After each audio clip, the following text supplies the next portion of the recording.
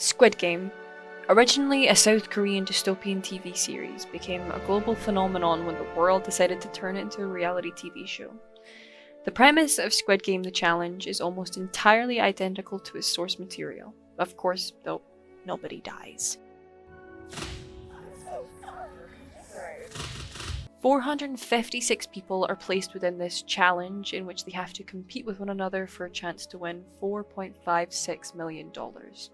To do this, they must betray each other, eliminate each other, and ultimately make each other suffer. The show forces people to compete for a life-changing amount of money for entertainment, and many people during the TV show tell the audience what they wish to spend the money on if they are to succeed. For taking a chance. What's that like to be able to pay off your house? What's that like to be able to pay off your car? I know these may be simple dreams, but what's that like? In what world can this goal only be achieved by participating in a competition reality TV show? To answer that question, capitalist one. Defined by Karl Marx, the socio-economic system where social relations are based on commodities for exchange, in particular private ownership of the means of production and on exploitation of wage labour. But what does this mean? In simple terms, those who own the means of production, the bourgeoisie, buy the wage labour of those who do not, the proletariat, for profit, often exploiting these workers. Relating this to Squid Game, we see the bourgeoisie, the people in golden masks, and the proletariat, the players, fulfill these roles. However, Squid Game the Challenge does not feature anyone in a golden mask. I would argue we are the golden masks. We are the privileged ones who are benefiting from the players' labour through entertainment.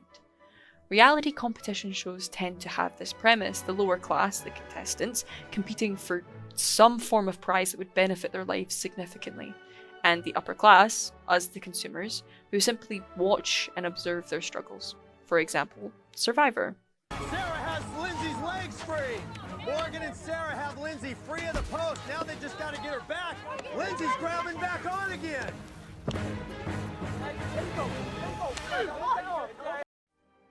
Another show that relies on people willing to suffer for money. Of something which images and depicts, and that which stands in for something else, both of those ideas are kind of brought together in the notion of representation. Stuart Hall was a sociologist who shaped how we understand how the media represents different things, such as race, gender, and class, and how these things affect our ideology. Hall states that different forms of media don't just show things, they create meaning.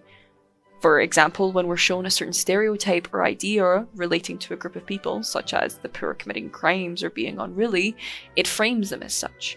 All poor people are criminals, spreading damaging ideas that help reinforce the current class system, the previously mentioned bourgeoisie and proletariat, making it seem normal that these class differences are okay and make sense, well, because all poor people commit crimes.